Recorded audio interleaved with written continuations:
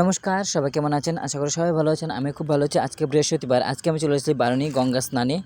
আমি ভারতবর্ষের যে কোনো প্রান্তে থাকি না কেন, এই বারুণী দিনে আমি এখানে আসবই।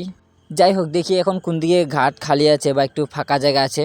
আজকের দিনটাও ভালো আছে। সকাল থেকে রাত ৯টা অবধি বারুণী গঙ্গা স্নানের সময়টা আছে। এই যে দেখতে পাচ্ছেন আপনার, নদীতে এত মাঝি আছে। তারা কিন্তু সবাই ১০ টাকার পরিবর্তে নদীর এপার থেকে ওপার যাত্রীদেরকে নিয়ে যায়। যাই হোক, অবশেষে কষ্ট করে আমি স্নানটা করে নিলাম। অনেক লোকারণ্য ভিড়, কোনো ঘাটে ফাঁকা ছিল না যে শান্তিমতো একটু স্নান করবো। যাই হোক, কষ্ট করে স্নানটা করলাম। এটা হলো মন্দিরের ঘাট, উপরে মন্দির, নিচে আছে ঘাট।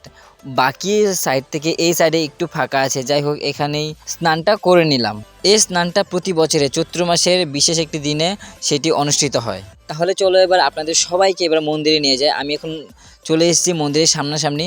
দেখতে পাচ্ছ মন্দিরে কতটা ভিড়। গঙ্গার ঘাটেও যেমন ভিড়, আর মন্দিরের সামনেও তার চেয়ে বেশি ভিড়। তাহলে চলো, স্নান হয়ে গেছে, এবার মন্দিরের ভিতরে প্রবেশ করা যাক।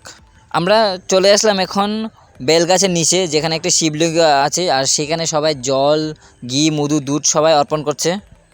এই মন্দিরটা যেহেতু শিব মন্দির, তার পরিবর্তে এখানে মা দুর্গারও পূজা অর্চনা করা হয়। এই মন্দিরে আমি আবারও একবার এসেছিলাম। তাহলে চলো ভগবানকে দর্শন করে এসে, যেহেতু আজকে অনেক ভিড়, তো সেখানে ভিডিও শ্যুট করাটা পসিবল নয়। আমার মন্দির দর্শন করা হয়ে গেছে, প্লাস স্নানও হয়ে গেছে। মন্দির চত্বরটা ঘুরেও নিয়েছি, কেননা আমার আগেরও চেনা মন্দির, বা আগে আমি এসেছি, প্রায় আসি মন্দিরে। এই মন্দিরের পাশে আছে ট্রেন লাইন।